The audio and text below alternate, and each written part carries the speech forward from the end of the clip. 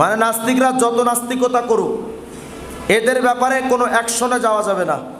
তা আমি বললাম যে সেলিম, নাস্তিকদের বিরুদ্ধে কোনো অ্যাকশনে যাওয়া যাবে না, তোদের এই বক্তব্যটা রাখ। শুধু বাংলাদেশে যদি কোনোদিন খেলাফত তৈরি হয়, আমরা অ্যাকশনে যাব না, ডাইরেক্ট তোরে জবাই করে রাস্তায় ফেলায় রাখবো, কোনো আলোচনা হবে না। কারণ মুরতাদদের ইসলামী বিধান হলো, মুরতাদদের একমাত্র শাস্তি হলো মৃত্যুদণ্ড। সুতরাং নাস্তিকদের বিরুদ্ধে অ্যাকশনে যাওয়া যাবে না। তুই এখন বক্তব্য দিয়ে সরকারের সাথে আতাত করে হয়তো তোমরা তোমাদের বক্তব্য চালিয়ে দিতে পারো, কিন্তু যদি কোনো দিন, ইনশাল্লাহ হবে তো একদিন, অন্তত ইমাম মাহদী আলাইহিস সালাম আসতে তো হবে, সেই দিনের অপেক্ষায় মুসলমানও আছে, একটারও জীবন্ত ছেড়ে দেওয়া হবে না। শুধু নোয়াখালী কেন, তোরা কোনো কালাপানি আফ্রিকার জঙ্গল উগান্ডা গিয়েও ঠাই পাবি না। পৃথিবীর যে প্রান্তে যাবি মুসলমান, সেই প্রান্তে তোদেরকে সাইজ করবে। তারা বলে ইসলামী আইন প্রয়োগ ঠিক নয়, মানে যদি চুরি করলে হাত কাটা, জেনা করলে রজম করা, বলে এই আইনগুলো প্রয়োগ করা ঠিক নয়। এখন এই যে 19টা বক্তব্য তারা দিল, বলেন এই 19টা বক্তব্যের মাধ্যমে তারা কি ইসলামের দালালি করেছে না নাস্তিকদের দালালি করেছে? এরপরে আরো দেখেন কি সমস্যা।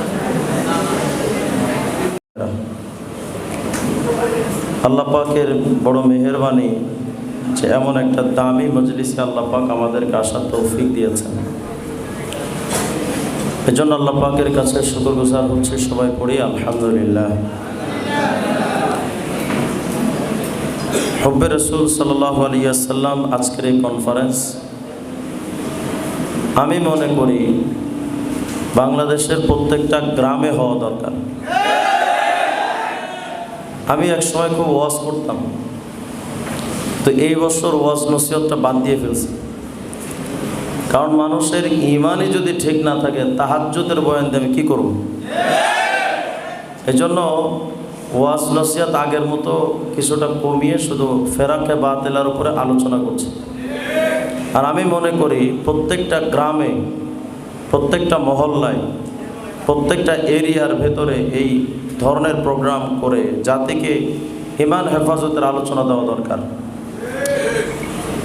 কারণ সমাজে মসজিদে যেমন মাথায় টুপি দিয়ে, গায়ে পাঞ্জাবি লাগিয়ে, নামাজের বেশে অনেকে মসজিদে নামাজ পড়া বাদ দিয়ে জুতা চুরি করতে যায়, এই সমাজে অনেক মানুষ মাথায় টুপি দিয়ে, গায়ে পাঞ্জাবি লাগিয়ে, 22 হাত পাগড়ি পরে, শায়েকের রূপে, পীরের রূপে, আলেম রূপে, হেজবুত তাওহীদের রূপ ধারণ করে, আহলে কোরআনের রূপ ধারণ করে অনেকে মানুষের ঈমান চুরি করছে। এই চোরদের ব্যাপারে আমাদের জাতিকে সতর্ক করা দরকার। আমাদের সেলিম ভাই আমার নোয়াখালী আসতে দিতে চায় না। তো সেলিম ভাইকে আমি বলতে চাই যে আমি আপনার মতো মানুষের বউ চুরি করি না, আমার নিয়ে এত ভয় পাওয়ার কিছু নেই। আর আমরা তো আলহামদুলিল্লাহ যারা হকের উপরে আছি, আমাদের অন্তরে একটা সাহস আছে যে আলহামদুলিল্লাহ পৃথিবীর বুকে যত ধরনের বাতিল আছে সামনে আসো, বাবুনগরের সাহেবের উত্তরসূরি মামুনুল হকের সন্তানরা তৈরি আছে। আমরা সবাইকে ওয়েলকাম জানাই, আর ওরা আমাকে আসতে বাধা দেয়, অসুবিধা নাই। আমি আসতে না পারলেও ইনশাআল্লাহ ইসলামী খেদমত এবং হেজবুত তাওহীদের বিরুদ্ধে জাতিকে সতর্ক করতে আমাদের কোনো পিছপা হতে হবে না। আমি ইদানিং হেজবুত তাওহীদ নিয়ে অনলাইনে তেমন ভিডিও দিতে পারি না, কারণ তারা আমাকে ওখানেও অ্যাটাক করে রেখেছে। আমার একটা পেজ প্রায় 4.5 লক্ষ ফলোয়ার ছিল, সেটাও খেয়ে ফেলছে। আমার এমন কোনো পেজ নাই যে পেজে অ্যাটাক নাই। যা হোক, আমরা তো ইসলাম আমাদের ফেসবুক দিয়ে এবং আমার আশা দিয়ে ইসলাম তো থেমে থাকবে না, কারণ ইসলামের হেফাজতের জিম্মাদার আল্লাহ তাআলা রেখেছে। যা হোক, আমি আজকে আপনাদের সামনে দুটি বিষয় আলোচনা করব। একটা বিষয় হলো আহলে কোরআন। কারণ আমি এখানে আসার পরে এনাম ভাইকে জিজ্ঞেস করেছিলাম যে আহলে কোরআন নিয়ে কোনো বিষয়বস্তু কাউকে দেওয়া হয়েছে কিনা। হয়তো এই বিষয়টা জেহেন থেকে সরে গেছে, বিধায় হয়তো এই ব্যাপারে তেমন আলোচনা হয়নি। এজন্য আমি আহলে কোরআন নিয়ে খুব সংক্ষেপে দু একটি কথা বলে আমার মূল আলোচনার দিকে যাব। আমার কাছে দুটি বই আছে আহলে কোরআনের। একটা বইয়ের নাম প্রচলিত প্রকৃত ইসলাম, একটি পর্যালোচনা। সংক্ষেপে বলছি যেহেতু এটা আমার আলোচ্য বিষয় নয়। আহলে কোরআনের দাবি হলো রসুলকে মানার দরকার নাই, অথচ কোরআন হাদিসের মধ্যে যদি আমরা তালাশ করি অসংখ্য আয়াত এবং হাদিস আমরা দেখতে পাবো যেখানে রসুলকে মানাকে ফরজ করা হয়েছে। সূরা হাশরের 7 নম্বর আয়াত, ওমা আতাকুমুর রাসূলু ফাখুযুহু ওয়া মা নাহাকুম আনহু ফান্তাহু। আলেম ওলামা যেহেতু এখানে সবাই কম বেশি, অর্থ করার জরুরত নেই, তারপরে বলে দেই। আল্লাহ বলেছেন যে রসুলের আদেশ মানো, তার নিষেধ থেকে বিরত থাকো। সূরা আলে ইমরানের 31 নম্বর আয়াত, কুল ইন কুনতুম তুহিব্বুনাল্লাহ ফাত্তাবিউনি ইউহিব্বুকুমুল্লাহ ওয়া ইয়াগফির লাকুম যুনুবাকুম। তোমরা যদি আল্লাহর ক্ষমা এবং মহব্বত পেতে চাও তাহলে রসুলের সুন্নাহ মেনে নাও। সহিহ বুখারী 7280 নম্বর হাদিস, কুল্লু উম্মতি ইয়াদখুলুনাল জান্নাতা ইল্লা মান আবা কিলা ওয়া মাইয়া আবা ক্বালা মান আতাআনি দাখালাল জান্নাহ ওয়া মান আসানি ফাকাদ আবা। রাসূলুল্লাহ বলেছেন যদি কেউ আমার সুন্নাত মানে তো জান্নাতে যাবে, যারা মানে না তারা জাহান্নামে যাবে। যা হোক, রসুল আরবি আলাইহিস সালামকে মানার ব্যাপারে অসংখ্য আয়াত এবং হাদিস রয়েছে। কিন্তু আহলে কোরআনরা তাদের এই যে বইটা প্রচলিত প্রকৃত ইসলাম একটি পর্যালোচনা, এই বইটার 12 নম্বর পৃষ্ঠার মধ্যে গিয়ে দাবি করেছে কেউ কোনো বাণীকে মুহাম্মদ সাল্লাল্লাহু আলাইহির বাণী, কর্ম, রীতিনীতি তথা সুন্নাহ হিসেবে দাবি করলেও তা সত্য হিসেবে গ্রহণ করতে হবে এমন কোনো বিধান ইসলাম ধর্মে নেই। মানে রসুলকে মানার কথা ইসলাম ধর্মে নেই। বলেন, আমি একটু আগে যে আয়াত তার হাদিস বললাম, রসুলকে মানার কথা কোরআন সুন্নায় আছে না নাই?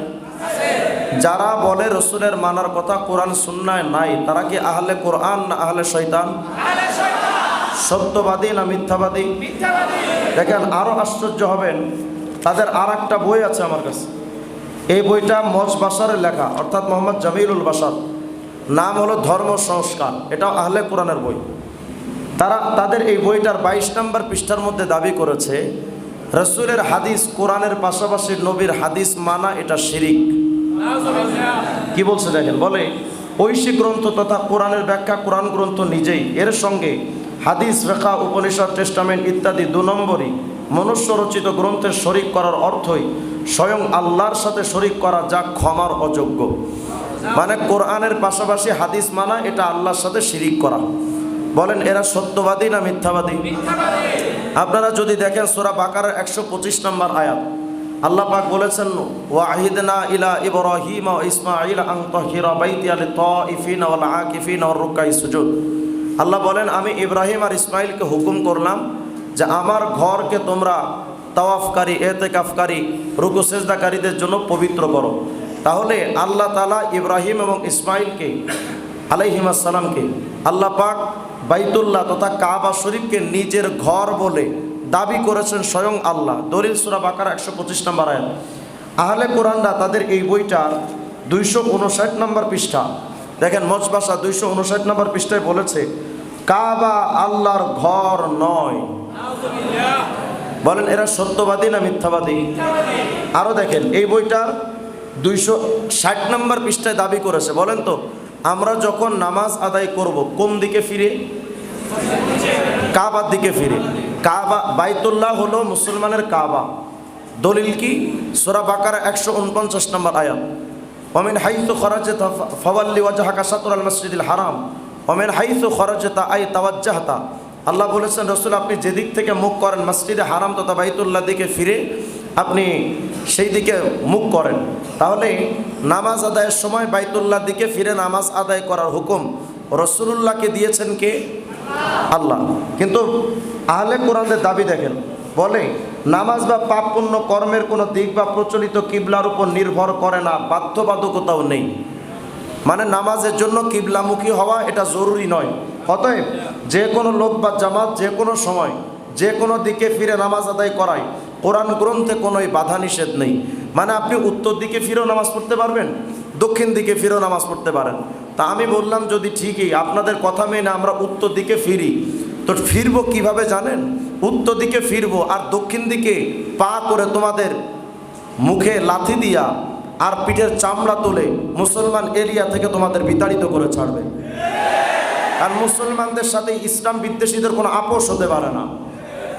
পরিষ্কার স্পষ্ট আয়াতকে যারা অস্বীকার করে আবার নাম দেয় আহলে কোরআন, এটা তো পরিষ্কার ভণ্ডামি।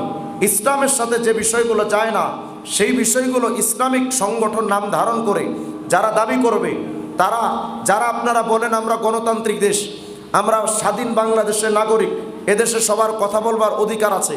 আমি বলেছি হ্যাঁ, কথা বলবার অধিকার আছে, কিন্তু আমার ইসলামের অপব্যাখ্যা করার অধিকার কারো নাই। ইসলাম নাম দিয়ে, আহলে কোরআন নাম দিয়ে পরিষ্কার আয়াতের অস্বীকৃতি জানিয়ে মুসলমানদেরকে বেঈমান করবে, মুসলমান এটা বরদাস্ত করতে পারে না। দেখেন আরো কি লিখেছে তারা। নামাজ আমাদের কাছে কয় ওয়াক্ত? বলেন বলেন কয় ওয়াক্ত? 5 ওয়াক্ত। আহলে কোরআনরা তাদের এই বইটার 278 নম্বর পৃষ্ঠা দাবি করেছে কোরআনে মাত্র 3 ওয়াক্ত সালাত, কোরআনের সকাল সন্ধ্যা 2 ও তাহাজ্জুদ অতিরিক্ত 1, মোট 3 ওয়াক্ত সালাত ব্যতীত অসংখ্য ওয়াক্ত কোরআন বিরুদ্ধ। মানে 3 ওয়াক্তের বেশি নামাজ এটা কোরআন বিরোধী। নাউজুবিল্লাহ বলেন। এবং তারা এই বইটা 279 নম্বর পৃষ্ঠায় বলেছে জোহর আসর বা ঈশা আরবি শব্দত্রয়ও সেখানে মানে কোরআনের আয়াতে নেই। মানে জোহর আসর এশা এই নামাজগুলো কোরআন শরীফে নেই। আপনারা আরও আশ্চর্য হবেন, বেশি দূর নয়, আপনাদের কুমিল্লার এপাশে এক তার সেরা আছে, মাইজ ভান্ডারি মুরিদ, কি যেন নাম, কি হিয়াজুড়ি যেন, এই তার সেরা একটা গান বানিয়েছে, বলে 5 ওয়াক্ত নামাজের কথা লেখা নাই ভাই কোরআনে প্রমাণে, মারেফতের নামাজের ভেদ কয়জনে জানে। কয় 5 ওয়াক্ত নামাজ কোরআনে নেই, আর মারেফতি নামাজ এটা কয়জন জানে? তা আমি বললাম আমরা হয়তো জানি না, কিন্তু তোমাদের মুফতি সাহেব জানে। এদের মুফতি সাহেবের নাম কি জানেন? আলহাজ হজরত মাওলানা মুফতি মুমতাজ বেগম ভাবি, বিরাট বড় মুফতি সাহেব তিনি এদের ফতুয়া দলিলা দিল্লা দেয়। তো এরা কয় 5 ওয়াক্ত নামাজ নাকি কোরআন শরীফে নাই। এখন যদি আহলে কোরআনদেরকে আপনি হাদিস দিয়ে দলিল দেন, তাহলে আহলে কোরআন তো বিশ্বাস করবে না, কারণ তারা তো হাদিস মানে না।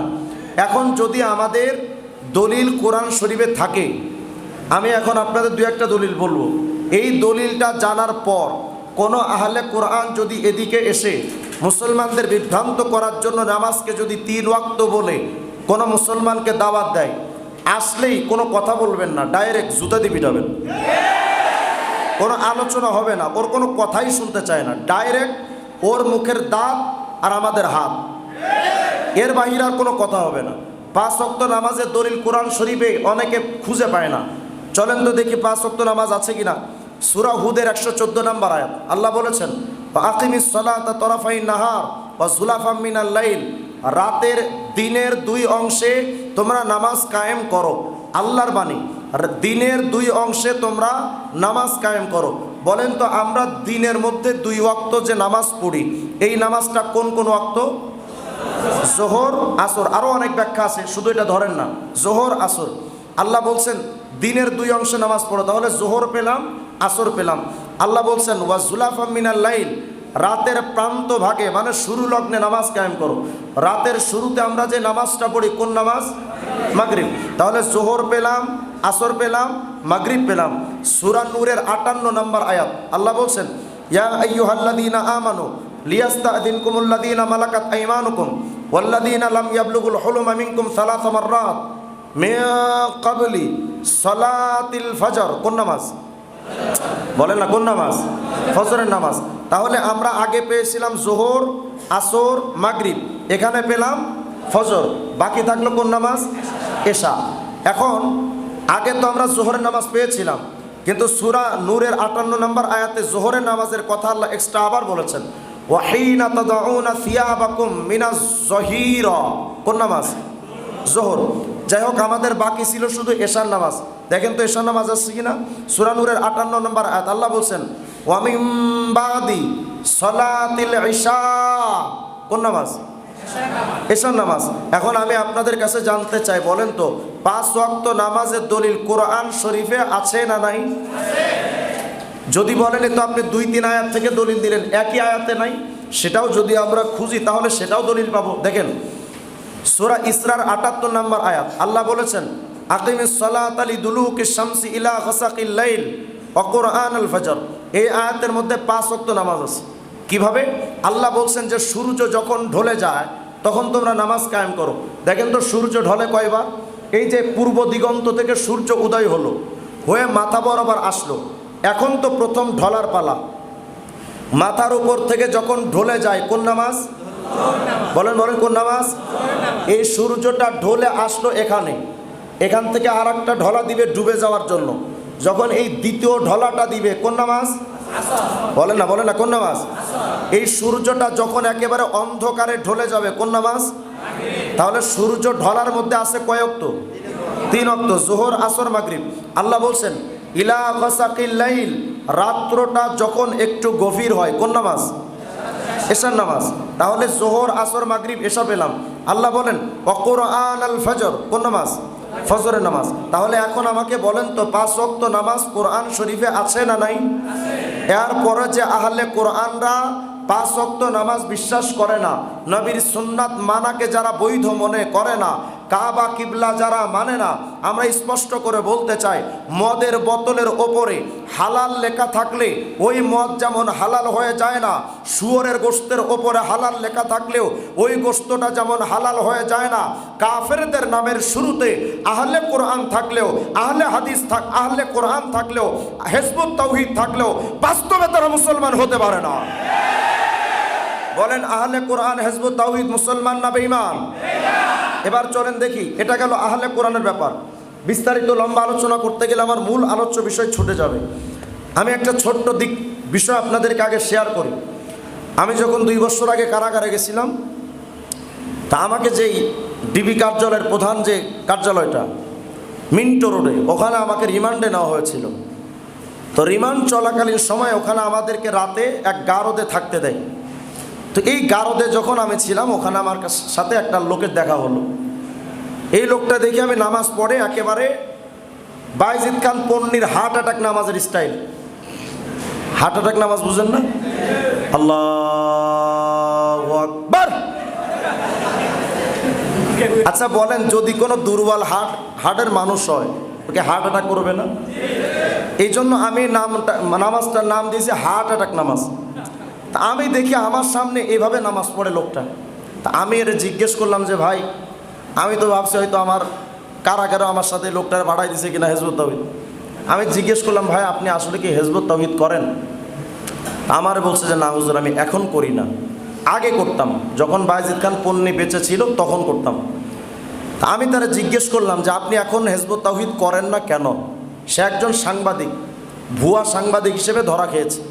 আমি বললাম এখন আপনি হিজবুত তাওহীদ করেন না কেন?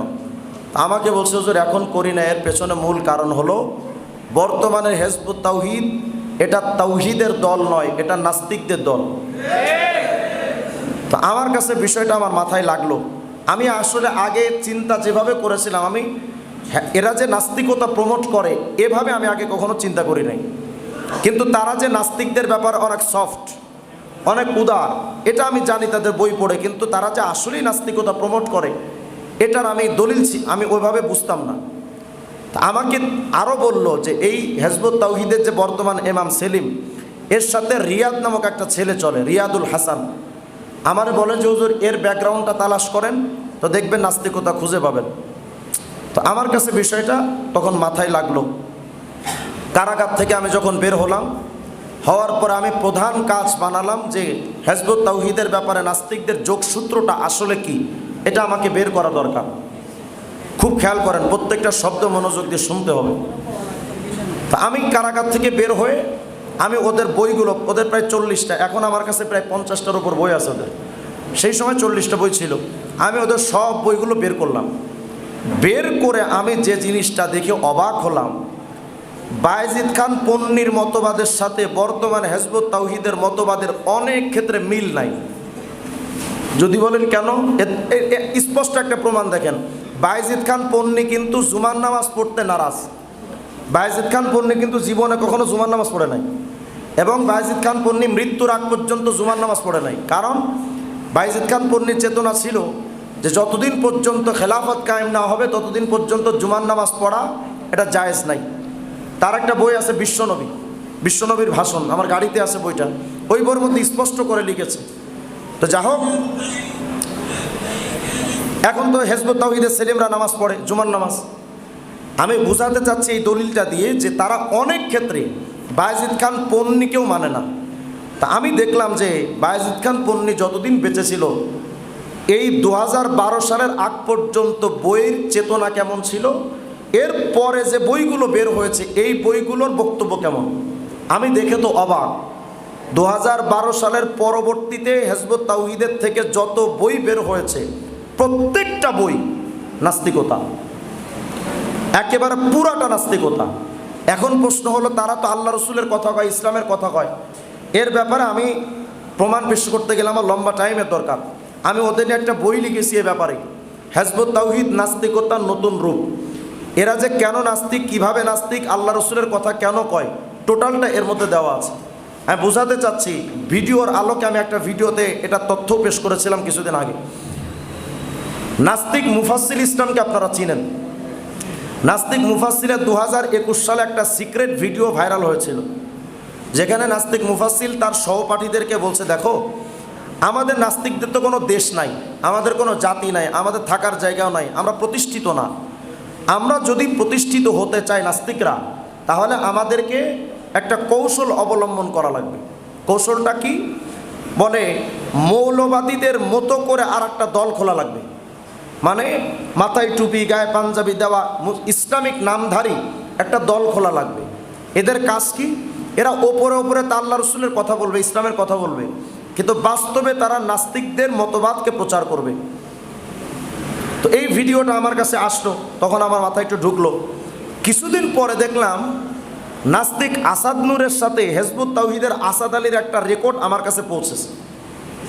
নাস্তিক আসাদ নূর হিজবুত তাওহীদের আসাদ আলীকে বলছে যে আপনারা যে কাজগুলো করছেন আমরা সাইলেন্টলি এগুলো খবর রাখতেছি, আপনাদের সব তথ্য আমাদের কাছে আছে, আপনারা এগিয়ে যান, আপনাদের মতো আমার লোক আমাদের সমাজে খুব দরকার। রেকর্ডটা আমার কাছে আছে।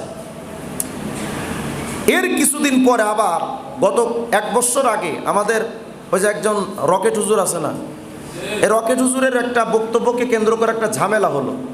হওয়ার পরে নাস্তিক আসাদ নূর একটা ভিডিও, শোনেন, নাস্তিক আসাদ নূর একটা বক্তব্য দিয়েছে, আপনি অবাক হবেন।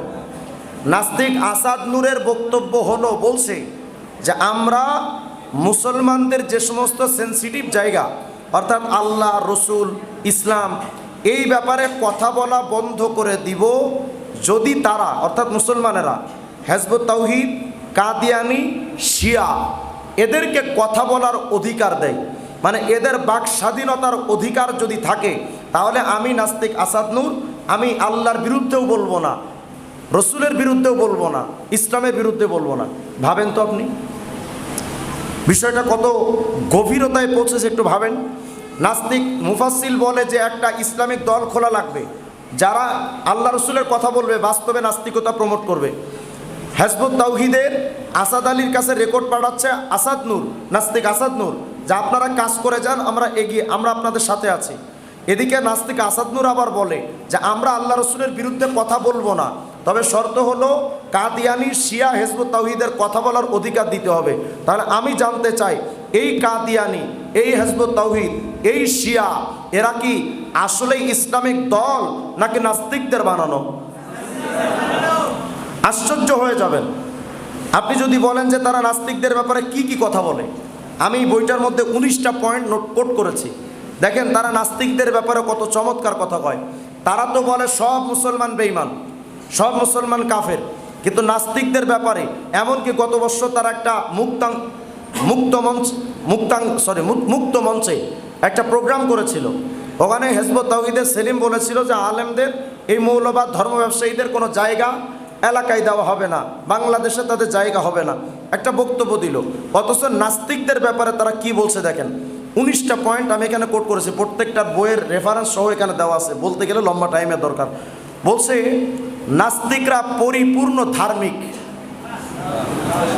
নাউজুবিল্লাহ বলবেন না? আচ্ছা বলেন, যাদের ধর্মই নেই তারা ধার্মিক হয় কেমনে?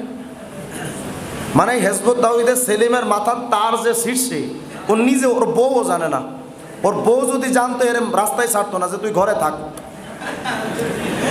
যাদের ধর্মই নাই তারা ধার্মিক হয়। হ্যাঁ, তবে একটা পয়েন্ট এখানে মনে রাখা দরকার, হিজবুত তাওহীদের ধর্মের নাম কিন্তু ইসলাম নয়।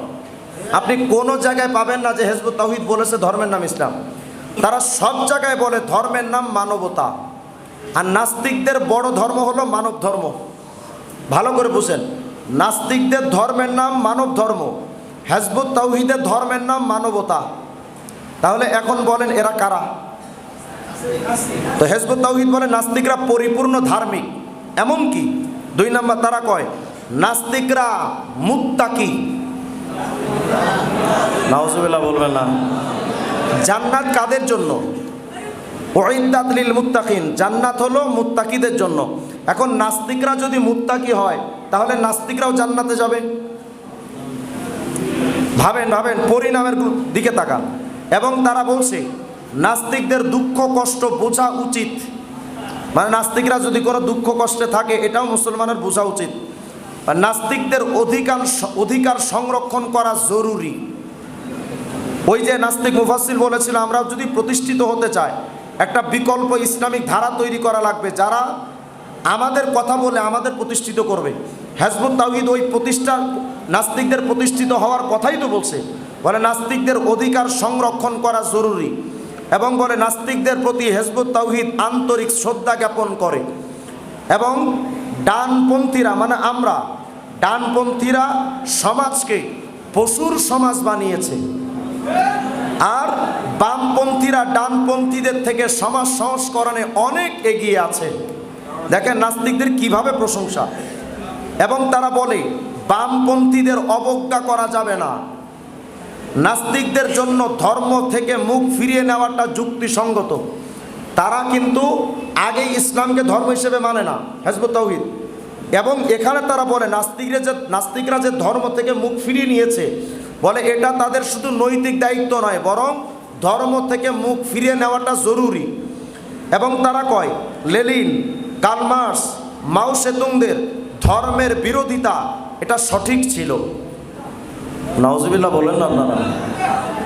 আব্রাহাম লিঙ্কন মুক্তির বাণী নিয়ে আসছিলেন, তাকে নাস্তিক বলা যাবে না। হুমায়ুন আজাদ ধর্মের বিরোধিতা করে ভুল করেননি। হুমায়ুন আজাদের ধর্মকেন্দ্রিক যে সমস্ত বক্তব্যগুলো আছে এই বক্তব্যগুলো পড়লে মনে হয় ওটা একটা মানুষ ছিল না, আস্ত একটা জানোয়ার ছিল। অথচ সেই নাস্তিক হুমায়ুন আজাদের ব্যাপারে কয় হুমায়ুন আজাদ ধর্মের বিরোধিতা করে ভুল করেনি। এরপরে কয় ইসলামের ব্যর্থতার কারণেই পুঁজিবাদী সভ্যতা তৈরি হয়েছে, এটা ইসলামের ব্যর্থতার কারণে। নাউজুবিল্লাহ বলেন। এরপরে বলে আল্লাহর ওপর ঈমান আনা জরুরি নয়। মানবতাবাদী নাস্তিকরাও মুমিন, ধর্ম গ্রহণ করা জরুরি নয়। আল্লাহর উপরে ঈমান আনাও জরুরি না, ধর্ম গ্রহণ করাও জরুরি না। মানবতাবাদী নাস্তিকরাও জান্নাতে যাবে। নাস্তিকদের বিরুদ্ধে অ্যাকশনে যাওয়া অন্যায়, এদিক খেয়াল করেন। এবার চলেন দেখা যাক নাস্তিকদের মতবাদগুলো কোন কোন মতবাদ তারা প্রচার করে। এদিক খেয়াল করেন না ভাই, এদিক খেয়াল করেন। আওয়াজ দিয়ে বলেন তো আল্লাহু আকবার। আরো জোরে বলেন আল্লাহু আকবার। অন্যদিক তাকান, একটু খেয়াল করেন। তারা নাস্তিকদের 23টা মতবাদ হিজবুত তাওহীদ প্রচার করে। নাস্তিকদের 23টা মতবাদ হিজবুত তাওহীদ প্রচার করে। দেখেন কি কি মতবাদ। 1 নাম্বার, নাস্তিকদের মূল থিম হলো লজিক তথা যুক্তি।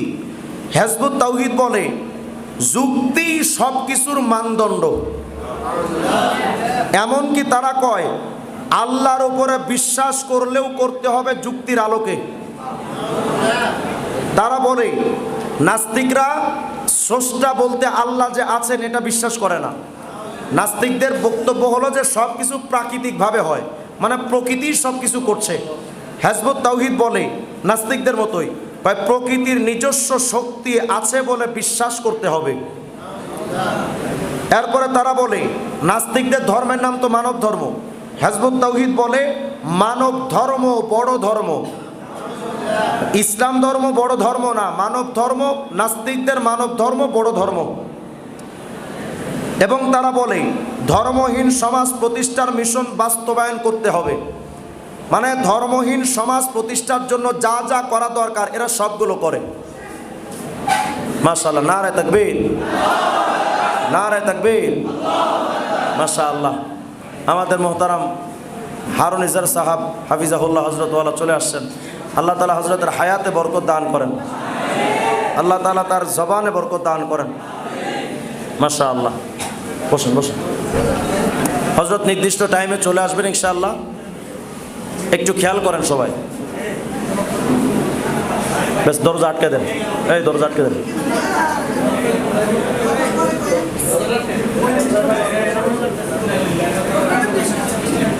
ব্যাস, এদিকে খেয়াল করি আমার। হিজবুত তাওহীদের ধর্মহীন সমাজ প্রতিষ্ঠার জন্য যা যা করণীয় হিজবুত তাওহীদ টোটালটা করে। এরপরে হিজবুত তাওহীদ এক জায়গায় লিখেছে যে ইসলামের দিকে ডাকা আমাদের কাজ নয়। এরপরে তারা বলে ইসলাম নিয়ে নাস্তিকরা যে পরিমাণ সমালোচনা করে, আপনি যদি দেখেন যে হিজবুত তাওহীদ ইসলাম নিয়ে কত সমালোচনা করেছে, তাহলে আপনি দেখতে পাবেন হিজবুত তাওহীদ নাস্তিকদের থেকে কয়েকশো গুণ বেশি বেড়ে ইসলামের সমালোচনা করেছে। কখনো বলেছে ইসলাম হলো খ্রিস্টানদের বানানো, কখনো বলেছে ইসলাম অগ্নি পূজকদের বানানো, ইসলাম মরা পচা দুর্গন্ধময় আবর্জনা, ইসলাম একটা নারকীয় সিস্টেম, এই ইসলাম পালন করলে জাহান্নামে যাওয়া লাগবে। নতুন একটা তথ্য শোনেন, আপনাদের কাছে যদি মোবাইল থাকে এখনই ঢুকেন, মোবাইলের গুগলে ঢুকবেন, গুগলে ঢোকার পরে লিখবেন ইংলিশে হিজবুত তাওহীদ, ইংলিশে এটা লেখার পরে দেখবেন হিজবুত তাওহীদের একটা ওয়েবসাইট আসবে। এই ওয়েবসাইটে ক্লিক করবেন, ক্লিক করার পরে দেখবেন যে একেবারে লাস্টে গিয়ে একটা অপশন লেখা আছে যোগাযোগ। এই যোগাযোগ অপশনে ক্লিক করলে দেখবেন একটা লেখা আসছে তাদের, এই লেখাটা মূলত তাদের অঙ্গীকারনামা। মানে হিজবুত তাওহীদে কেউ যদি সদস্য হতে চায় তাহলে তাকে কয়েকটা অঙ্গীকার করা লাগে। এই অঙ্গীকারনামার 4 নম্বর পয়েন্টে গিয়ে দেখবেন তারা লিখেছে, আমি এই প্রচলিত ইসলাম থেকে হিজরত করলাম, তার মানে এই যে ইসলাম চলছে আমি এই ইসলামকে বাদ দিলাম। বলেন, যারা ইসলাম বাদ দেয় তারা মুসলমান না মুরতাদ? বলেন বলেন, মুসলমান না মুরতাদ? তারা ইসলাম নিয়ে মারাত্মক সমালোচনা করে। এরপরে দেখেন মুসলমানদের নিয়ে তাদের জঘন্য কটূক্তি। নাস্তিকরা মুসলমানদের নিয়ে কতটুকু কটূক্তি করে তার কয়েক হাজার কোটি গুণ বেশি বাড়িয়ে হিজবুত তাওহীদ সমালোচনা করে মুসলমানদের নিয়ে। কখনো বলেছে মুসলমানরা বেঈমান, কখনো বলেছে মুসলমানরা কাফের, কখনো বলেছে মুসলমানরা মুশরিক, কখনো বলেছে মুসলমানদের আকীদা ঠিক নাই, কখনো বলেছে মুসলমানদের মধ্যে আর ইহুদিদের মধ্যে তফাৎ নাই, কখনো বলেছে মুসলমানরা একেবারে আবু জেহেল, আবু লাহাব, উতবা, সাইবার মতো কাফের।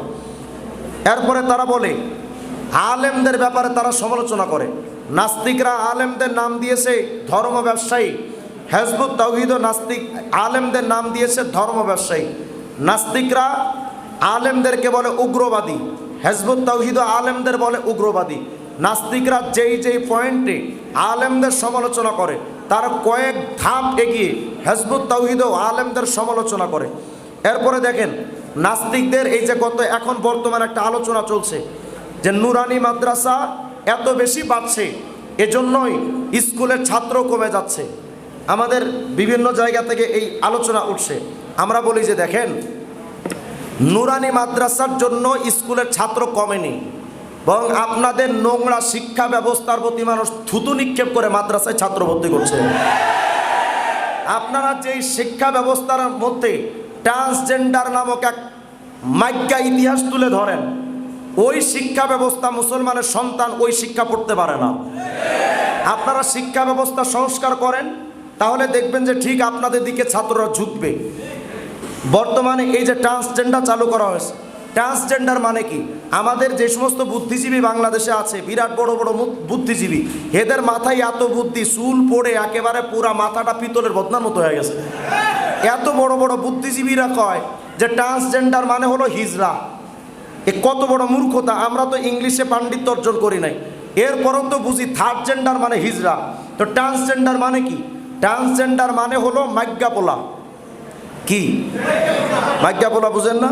মানে ছেলে কিন্তু ভাব স্টাইলটা মেয়েদের মতো, তারে বলা হয় মাজ্ঞাপোলা।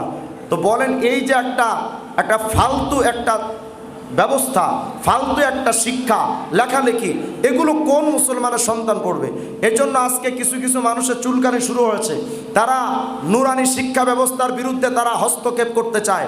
আমরা বলেছি স্পষ্ট করে মনে রাখেন, কোনো একটা মাদ্রাসার উপরে যদি হস্তক্ষেপ হয়, বাংলাদেশের পুরা প্রত্যেকটা অঞ্চলে আগুন জ্বলে উঠবে।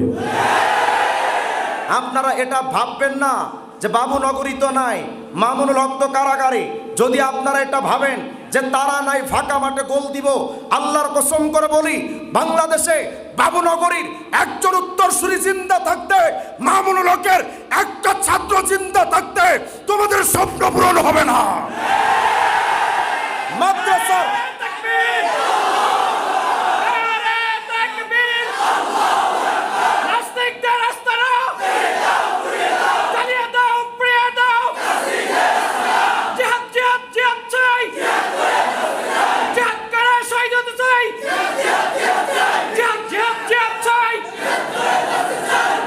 মাদ্রাসা শিক্ষা ব্যবস্থা এটা আমাদের এই বর্তমান বিশ্বে আদর্শ শিক্ষা দেওয়ার একমাত্র ব্যবস্থা হলো মাদ্রাসা। বিশ্বাস করেন, বাংলাদেশে যদি মাদ্রাসা না থাকতো, একটা মানুষও মানুষের মতো হয়ে বাঁচতে পারতো না, সবগুলো কুত্তার মতো হয়ে চলতো। আদর্শ শিক্ষা, তোমাদের কাপড় চোপড় পরার শিক্ষা দিয়েছে এই মাদ্রাসাগুলা। ছোট ছোট বাচ্চাদেরকে নুরানি মাদ্রাসা থেকে তোমরা সরানোর জন্য যেই নীল নকশা আঁকো, আমরা এটা স্পষ্ট করে বলি, মাদ্রাসা কমবে না, আরো বাড়বে। তোমাদের স্বপ্ন পূরণ হবে না, কারণ এই বাংলাদেশটা কিন্তু গরুর মুদ খাওয়া ইন্ডিয়ার মোদি দাদার বাংলাদেশ নয়। এটা শাহজালাল ইয়ামানির বাংলাদেশ, হাফেজ চৌধুরীর বাংলাদেশ। হাফেজ চৌধুরীর যে মিশন ছিল প্রত্যেকটা গ্রামে গ্রামে মাদ্রাসা তৈরি করা। ইনশাআল্লাহ তোমরা মাদ্রাসা বন্ধ করে দিতে চাও, আমরা নিয়ত করেছি ইনশাআল্লাহ প্রত্যেকটা গ্রামে গ্রামে মাদ্রাসা হবে। আপনারাও প্রস্তুতি নেন। আমি নিয়ত করেছি ইনশাআল্লাহ 50 থেকে 100টা মাদ্রাসা আমি নিজে তৈরি করবো ইনশাআল্লাহ। তো মাদ্রাসা শিক্ষা ব্যবস্থার বিরুদ্ধে নাস্তিকরা যেমন বলে, হিজবুত তাওহীদও এই একই কথা মাদ্রাসা শিক্ষা ব্যবস্থার বিরুদ্ধে বলে। এরপরে দেখেন, নাস্তিকদের মূল থিম হলো সহশিক্ষা, মানে ছেলে মেয়েকে একসাথে লেখাপড়া সিস্টেম চালু করা। হিজবুত তাওহীদ কিন্তু এই একই কথা বলে যে ছেলে মেয়ে একসাথে লেখাপড়া করা, এটাই নাকি ইসলামের শিক্ষা ব্যবস্থা। নাউজুবিল্লাহ বলেন। এরপরে নাস্তিকরা নারী পুরুষের সমান অধিকারের নামে তারা স্লোগান দেয় যে নারী পুরুষের অধিকার সমান। হিজবুত তাওহীদ কিন্তু একই কথা কয়, তারাও নারীদের সমান অধিকারের বক্তব্য দেয়। দেখেন, নাস্তিকরা নারীদের ব্রেইন ওয়াশ করার জন্য বলে ইসলাম তো তোমাদের ঠকিয়েছে। বলে কেমনে? কয় এই যে লিদ্দাকারি মিসলু হাদ্দিল উনসাইন, যে পুরুষের 2 ভাগ তোমাদের 1 ভাগ, মানে পুরুষের তুলনায় তোমরা অর্ধেকটা সম্পত্তি পাবে। তাহলে ইসলাম এখানে কি তোমাকে ঠকালো না? আচ্ছা দেখেন, আমি একটা ছোট্ট উদাহরণ পেশ করি। মনে করেন যে আপনার বাবা মারা গেল। শুনতেছি ভাইয়েরা, মনোযোগ দেন।